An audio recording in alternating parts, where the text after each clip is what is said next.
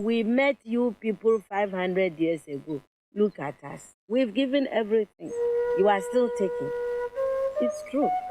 I mean, where will the whole Western world be without Africa? Our cocoa, our timber, our gold, our diamonds, our platinum, our whatever. Everything you are is us. I am not saying it, it's a fact. And in return for all of this, what have we got? Nothing. Anti-personnel indoctrination against ourselves. If you go and cook your horrible diseases like AIDS, you say it is us. You brought us tuberculosis. We didn't have this big cough until white people came here. In exchange for Africa giving Europe 500 solid years of our people, I mean, not Europe, the Western world, of our human beings to work your canes, to dig your gold, to take in gold itself, diamond, I mean, fish, peanuts, palm oil, everything. In exchange for that, we have got nothing. Nothing.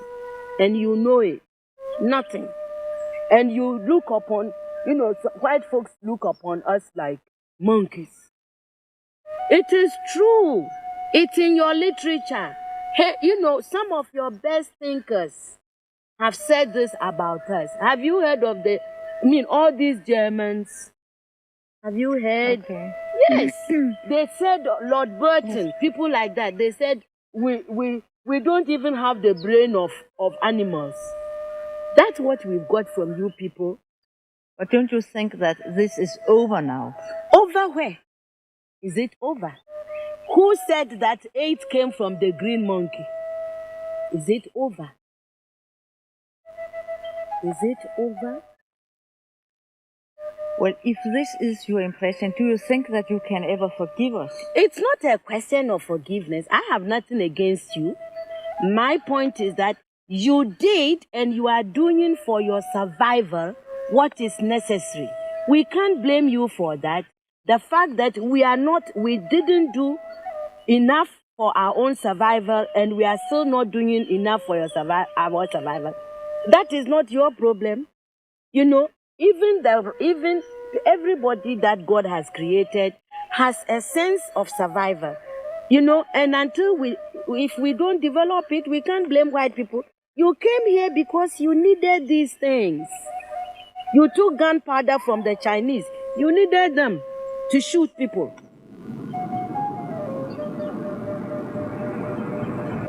I think that for me and members of my family, Elmina Castle has got a very, very special significance because they tortured my father's father, my real grandfather, to death there by the colonial government. So for me, when people like me talk about colonization, neo-colonization, it's not just because one is being intellectually smart. We have personal touches with it. I cannot forget that this happened to my grandfather.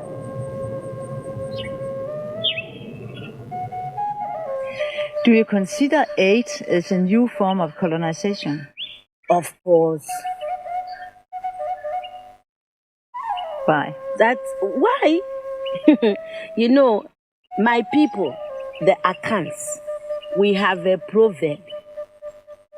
It says that good morning, thank you is never enough to salt anybody's food forever. You cannot build your life on thank you, morning, thank you, English, thank you, God. Which is what aid makes, we are always receiving. Nobody, look, and I don't care who hears, nobody anywhere in this world is going to send you their best of anything. Do you see? Neither the experts nor people You give us what you can afford. Aid is the leftover, really, and it cannot be enough. But I mean, aid, you can, when, the world is, now the world is one place. So, there is nothing wrong if my house is in a crisis and you offered me something. There's nothing wrong, because there is interrelationship. But a whole nation, a whole continent cannot live forever on aid. This is Community Connect with Johnny Hughes on 3FM 92.7.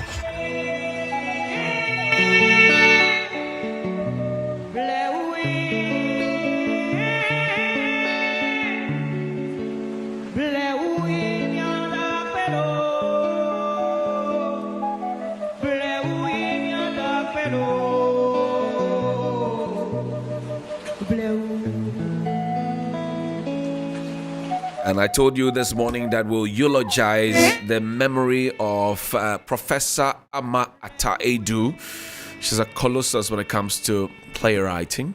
She's also a colossus in poetry, in education, mentorship, and then also feminism.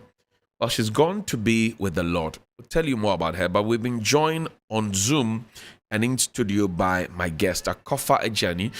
Is that wonderful actress and choreographer, and the Honorable Abla Jifa Gomashi is also an actress. She's a choreographer as well, and she used to be a deputy minister for tourism, arts and culture, and then presently she is the member of parliament for the Ketu South constituency in the Volta region. Also joining us on Zoom is Nane Champon, Director, Ama Ata Aidoo, Center for Creative Writing at the AUCC. Honorable and Nana, good morning and thank you very much on Zoom. Hello. Hi, everybody. Hello, Nana, I can hardly hear you. You may want to speak up a bit for us, please. Okay, I'll just say hello. Thank you very much. Great. To be here on such a somber day. Can you hear me? I can hear you, Mama Gang. Thank you so much indeed for joining us. Akofa, good morning. How are you doing as well? Very well, thank Great. you. Now, let me kickstart this conversation with you, Honorable Ablajifa Gomashi. What do you remember of the late Prof. Ama Ata Aidoo? Well, good morning to Akofa, my younger sister, and to Nana, and your good self. And of course, as is the tradition in Ghana, to everyone who is listening or watching us this morning. Right. Oh my Lord, I wish I had the words to say exactly how I feel. I met Prof through her books, the first one being Anoa. Right. As a teenager, and it shaped my life. And so when I met her in person, I told her that if people say I'm crazy or I act weird, or if people think that I'm very vocal and opinionated and what all the things that you all call me, we can blame it on Anua. And she had a hearty laugh and asked me how I came by that. And I told her the lessons that I learned as a child reading that play shaped my thinking and told me it was okay to be me and I didn't have to be the photocopy of anybody. And I should learn to be prepared for the repercussions of the decisions that I take. And so this is how I came to know Professor Ama Ata Aidoo. Right. She didn't like the titles. If you call her by all these titles, you get a correction immediately. Right. She was very content to be called Amata, Auntie Ama, at best. Right. And through her, I met her adorable, lovable daughter, Kina. Kina, I'm wrapping you my arms with love Right. and lifting you up for the throne of grace. So she gave me a sister called Kina and another sister called Celestine Udanu, who worked there when we were students in Legon. Okay. And so this is how I came to know Tiama. Great. Nana, what do you want to share with us? You are the director of the whole center that the Honorable Kojianka set up in her honor with respect to creative writing at the AUCC. What do you want to share with us this morning as we eulogize this great woman? Oh, I think greatness needs no introduction. We all know what she represents on the world stage. We know her in some of the clips that you played, but she was very encouraging, and she was almost always available anytime we needed to speak with her. And I used to have those Wednesday meetings with her, and she was really a very incredible person, And fortunately, she still lives on in literature and in her impact on life. So we still have her close by. Kofa, what do you say? What do you also say about the Prof? Well, definitely, I didn't have the opportunity to work directly with her. I wish that I did, but I've read most of her works, and this is one icon. This is a woman that you can't read her works and stay the same. So personally, I've been influenced, probably subconsciously, been influenced without knowing it, because she's so vocal, she's so bold. She gives women the voice in all her writings. It runs through how she empowers women, and that's something that I really love about her. And me as a culture activist, I love the fact that she loves culture.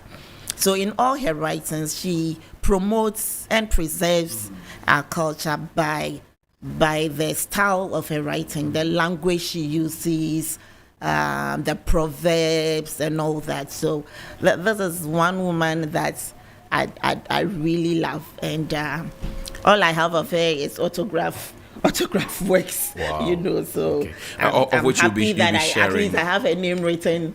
She autographed some of the books for me, and Right. I cherish that a lot. Great. We will get you to read one or two of the poems for us, but I'll go back to Honorable Ablajifa Gomashi and ask, Ma'am, what would you say were the key values that will be remembered long after Prof is gone?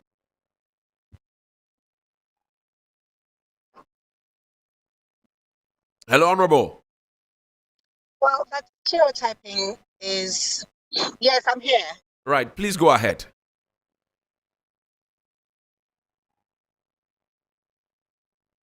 Hello, Honorable. Internet. Nana, are you there? I'm You right hear there, me? so. Yes, I can hear you, Honorable. You're back on. I'm asking, what values can we, as young people and old alike, draw from her 81 years on this earthly plane? What can you share with us? Well, that we each come with our own identity, and we should stand for what. For me, I think that she didn't come across as someone who you could intimidate. She followed that talent. She made a statement in her interview, which she just played. She said that the life of a writer was not one that was luxurious, but she did anyway. It should tell us that hard work pays. And Chama taught us about what it meant to be a Ghanaian woman through her plays and through the way in which she lived. She lived a very simple life. If you see the way she dresses, it did not define her. or it did. What I mean is, it told you that behind the simple looks is an extremely intelligent woman. Right. And then also, you couldn't tell what you were facing when you met her. I mean, you assess her as a simple woman, and you make a big mistake. Mm. I'm here. Can you hear me? Yes, I can hear you. The line is. Can you hear me? Well, let's try and reconnect with our guest on Zoom. Akofa, please share a poem with us. Which one do you want to share with us? Which of Aidoo's poems do you want to share with us? I would do an angry letter. It's an angry letter in January. It says, "Dear bank manager, I have received your letter. Thank you very much. Threats, intimidations, and all. So what? If you won't give me a loan of 2,000, or only conditioned by special rules and regulations, because I'm not white, male, or a commercial farmer. In relation to the latter, whose land is this anyway? I know, but for what I'm not, you could have signed away 2 solid million and not many questions asked. Of course I'm angry. Wouldn't you be if you were me?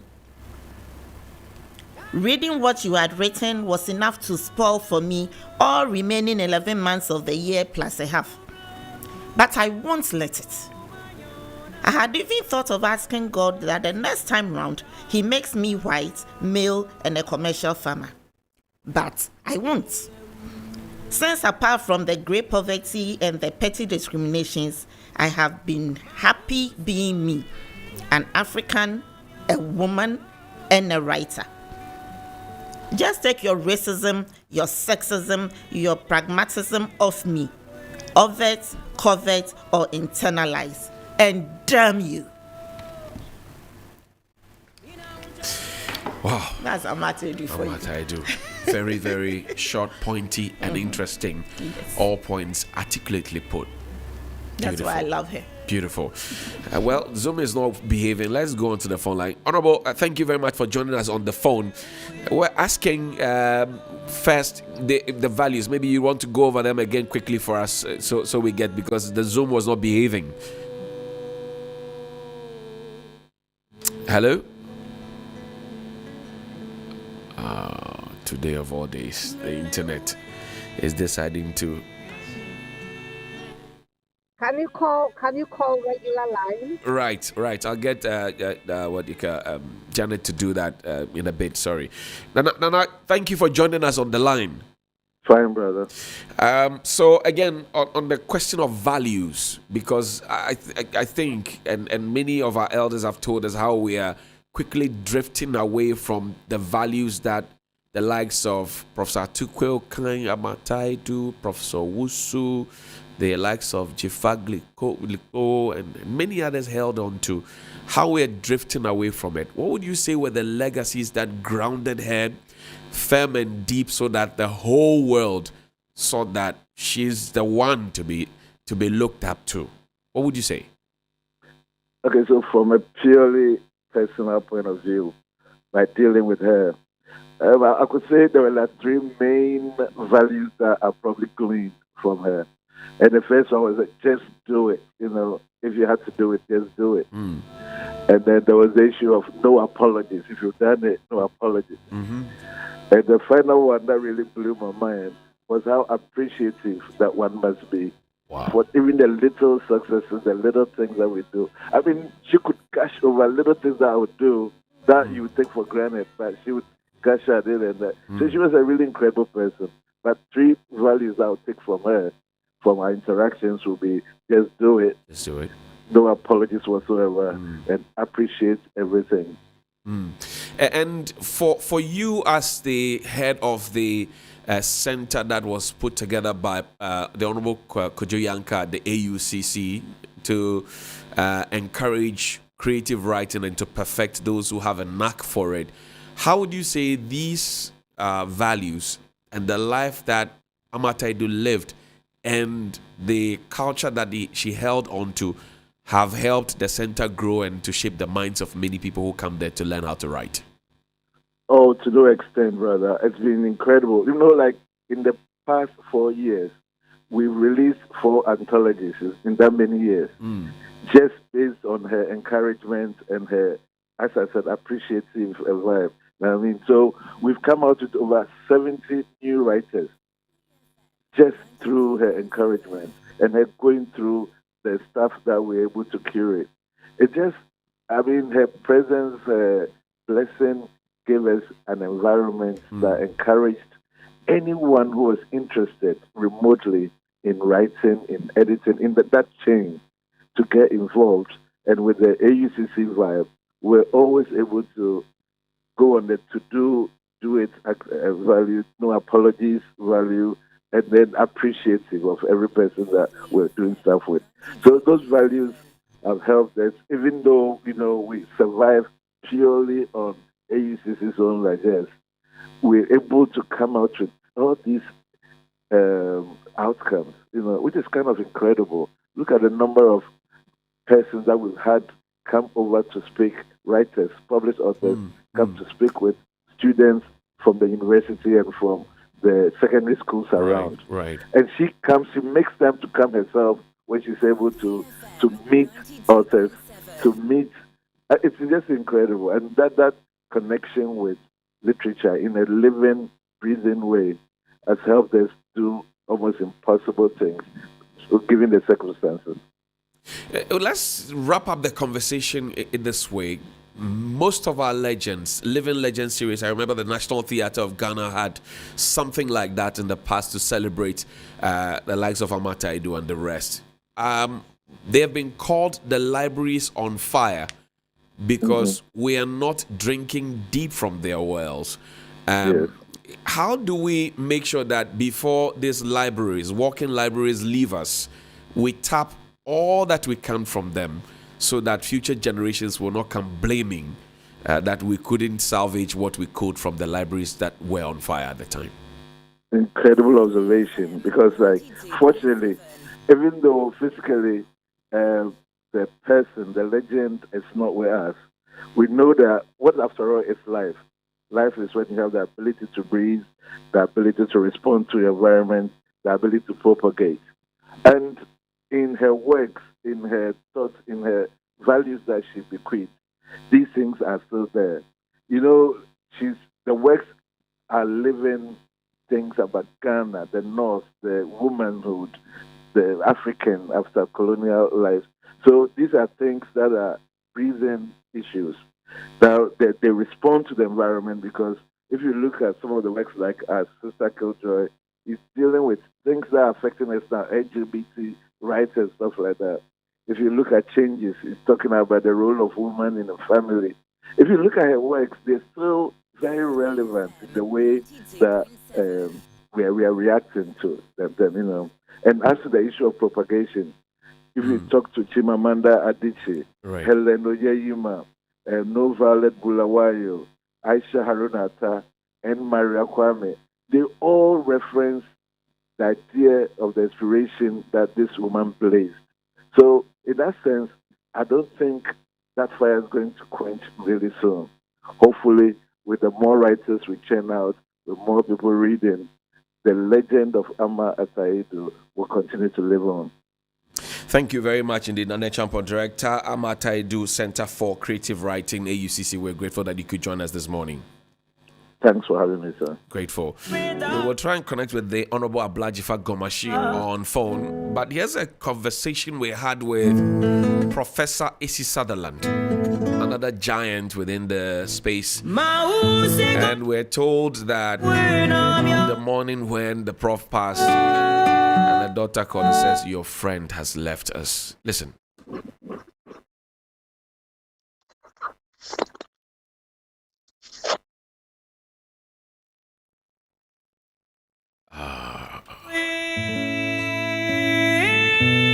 Okay, we'll get back to that. Honorable Ablajifa Gomashi joins us now on phone. Good morning one more time, Honorable. Thank you so much indeed for your time. For those of you who graced the stage at the National Theatre and worked closely with the late Amata Aidoo. What would you say in terms of the quality on our stages these days? What would you say about that? Oh, Hello, can you hear me, please? yes, I can hear you. Great. I'm asking for those of you who were fortunate enough to have graced the stage at the time and performed some of her works. What would you say about the quality of our stage performances these days? She was a prolific playwright. What would you say? Well, I think that life is not static. We've been evolving, but unfortunately, I'm not sure if we are paying as much attention to the rudiments of the game as we should. Theater, unlike film, has its guidelines spelled out clearly. But we are experimenting more than following what has been laid down. However, I think that there's a new crop of producers and directors of theater who are doing amazing work. I'm happy to mention Akofa herself, who is sitting with you, and also George Quay, who has recently started producing and directing. These are people who have studied the art. And so it gives me hope that probably through them we would be able to continue where we were before. We nearly drifted off the track. I think that theater has a long way to go. It's been going down, except for a few people, some of whom I've just mentioned. So there's need for us to create an enabling. I mean, this sounds cliche, but it is the truth that we must have an enabling environment where theater artists, thespians, earn decent living from being theater artists. Okay. That will encourage them. Back in the day, we didn't have the National Theatre, but we had great directors who made it possible for us to live the life of a thespian on stage at the art center, at the drama studio. Now we have a National Theatre, and it's become an event place. And theatre itself is not living inside the National Theatre. These are concerns that, once addressed, should make it possible for our theatre to take its wings again and fly. From a policy standpoint, I'm asking this because you've been a policy maker and you still are a policy maker, first at the ministry and now in Parliament. How do we preserve our literature, our culture, tradition through the arts? Because it looks like there's not a pointed approach, even though the approach looks like it's multifaceted, but there's not a pointed approach to have it, done and dusted. In the past, I was privileged to have learned music and dance at the basic school, but it's been yanked off completely. So what can we do from a policy standpoint? Sorry. I mean, that is a sad reality you have just painted. Some of the decisions that policymakers take leaves us with our jaws dropping in shock.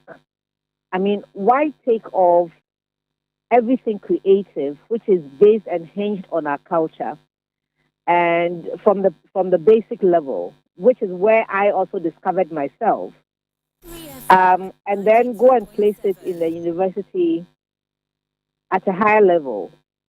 There's no room for it to grow from childhood, except when your parents can afford it now, and they put you in some recent craze being go and learn how to do ballet and all kinds of things like that. It's unfortunate that our policymakers, myself included, as you mentioned, have not fought hard enough. Or maybe we are fighting hard and nobody seems to be listening. We train all these creative artists who go to the School of Performing Arts in Lagos, now in UCC, in Winneba, and so on. But where are the opportunities for them to be absorbed? And what is the state's interest in sustaining them in the sector to create the jobs that the young people need? I mean, theater, culture, creative arts in general, they have the low-hanging fruits that people can tap into easily. I mean, you don't need, for creative artists, for theater people, we were taught that you didn't even need a stage all the time to be able to perform. Right. The street is a performing space. Have the product that is good. And we've become a people who celebrate so much mediocrity that those who want to do the right thing are not appreciated. They veer off into banking and business and other things, only because we are not giving them the business side of what we as creatives do. That support must come. It must be consistent. It must not fluctuate. One government comes is good, another government comes is bad, and then we go back again and forth. I mean, it's an exhausting exercise trying to make people appreciate the fact that you cannot be celebrating other cultures and other countries that are using the same things that you look down upon in this country, and expect that your country will do well. Recently, when the British Prime Minister was picked, the Indian, he went to number 10 Downing Street and did a certain ritual on the floor. It was captured on BBC, and I said, let me try that and get called names. We just don't. 92.7. We just don't appreciate ourselves enough, and we don't appreciate the work we do. There needs to be a revolution. See. There needs to be a revolution. And where does this revolution start from? Does it start from recognition? For example, I know that the National Theatre had a Living Legends series. At one point in time celebrated playwrights and choreographers and all of that. That was the last I saw. I haven't really seen anything like that happen again. Well, even as a Deputy Minister for Tourism, Culture and Creative Arts, I organized about three of those events, honoring Auntie Aidoo, Ifwa Sutherland of Blessed Mary, her daughter Auntie Sutherland, Professor Awuno, all the giants in the industry. Right, I remember that event. Namanua, yes, Namanua. Right. We cut across all the domains in the sector and honor these legends. But as I just told you, we fluctuate. So passion cannot be transferred. So when I live with my passion, someone else is appointed, they may have a different direction. But there has to be a concerted effort to make it sustainable and consistent. Right. We can start by reviewing the cultural policy of this country. We can start by that. And please, can we just beg the Ministry of Education to reintroduce the lessons that we had in culture and creative arts as children? Can it come back? Cultural studies, They've social replaced studies, it with music religion. and dance. You Right. go to schools on Wednesdays, they're almost 30 to an hour. The children are in the one classroom singing and praising God. Good grief. This is how we indoctrinate people and take them away from what God has given them. Why take culture and creative arts out of the curriculum and replace it with singing and reading Bible quotations? Is that our heritage? Honorable Must we Blanchard. all be Christians? Must we all be Muslims? Must we all be traditionalists? Honorable. It's unfortunate that we have changed the curriculum and it's no better than what we had before. And so the revolution must start from the educational sector, and it must also be amongst the practitioners who must realize and recognize that each of us, art is a collaborative work. Each of us, dance, music, theater, fashion, whatever, we are not an island. we each depend on each other. And so we must give equal respect to each other. Honorable, I thank you very much indeed for your words this morning. We're grateful. Thank you so much for having me. Thank you so much. And we're celebrating Christiana Aidoo, born on the 23rd of March 1942. We'll shortly hear from Professor A.C. Sutherland in Abiazi, Chiako, near Salt Pond in the central region of Ghana. She was a former Secretary for Education in Ghana from 1982 to 83 under Jerry Rawlins's PNDC administration. Her first play, The Dilemma of a Ghost, was published in 1965. Made her the first published African woman dramatist. A novelist, she won the Commonwealth Writers' Prize in 1992 with the novel Changes. And in the year 2000, she established the Imasem Foundation to promote and support the work of African women writers. Yes, Professor A.C. Sutherland. Listen.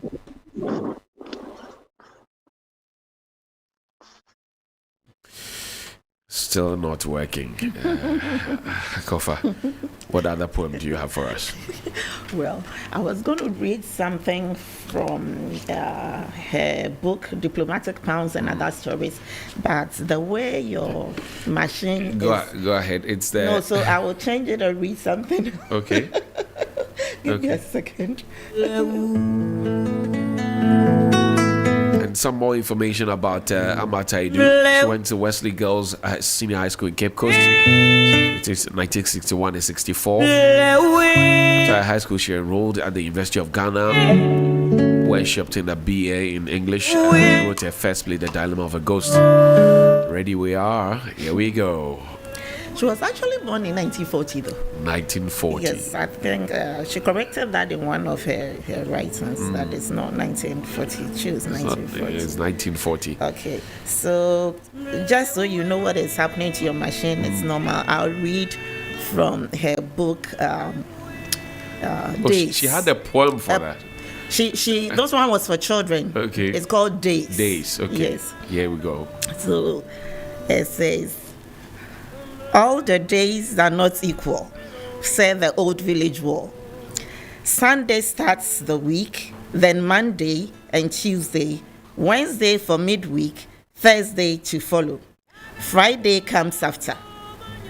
Some days that are sunny and quite warm all the way. Some days are green with the greenness of leaves. Some days are gold, they glitter, they shine. Right. There are days that are long like the steps of a giant. There are days that feel so wrong we could hit them with a gong. There are days that are tired like old age, weak and tired. Some days are longer than the neck of a giraffe. Other days are shorter than the finger of a hand.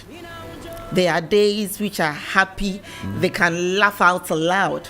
But some days are grouchy, they snarl and they bite.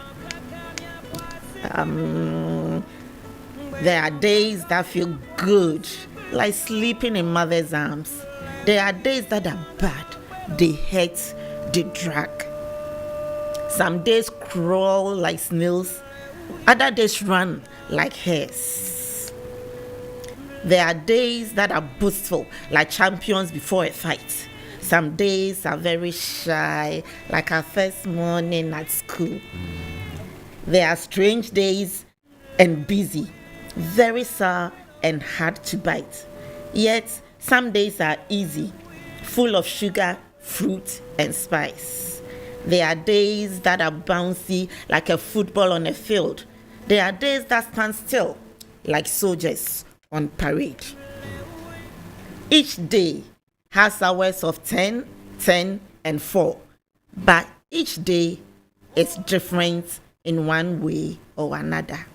All the days are not equal. All the days certainly are not equal. Kofa, thank you so much indeed. What would you say in closing to this eulogy to a very, very remarkable woman, Aidoo? Well, I think that we should do more to keep her legacy, and others like her. I think that we are not reading enough of her books. we should make it mandatory that our African writers, and especially our Ghanaian writers, we should read their works, especially like works of Aidoo, from the primary level, so that they can be enriched, their lives will be enriched. Compulsory literature. Yes, compulsory. That you don't have to you don't have to be doing literature as an elective before you read literature books. So it's something that we have to do more, and read her books in reading clubs and so on and so forth. It has to be a deliberate decision that we as a country will say, look, this is the way to go. Right. Let's do it this way, because this woman loves culture. Right. You know, and you see it in her work. The way she does translation, she'll write it in English and write it in Fanti. You know, so it preserves, it promotes, language, yeah. and also preserves, you know. And she writes for everyday people. Right. She uses everyday language, everyday words. language. So it's easy to relate with.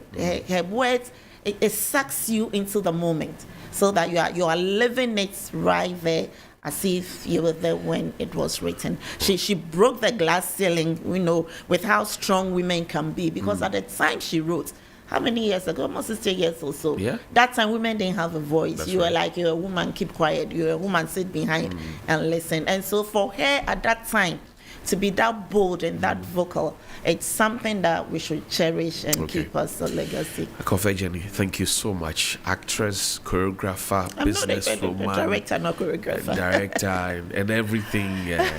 Thank you so much for joining us. Also Thank to you. the Honorable Ablajifa Gomashi, former Deputy Minister for Tourism, Arts and Culture, and now MP for Ketu South, to Nane Champon, who's the head of the Aidoo Center at the AUCC. We're grateful that you all could join us.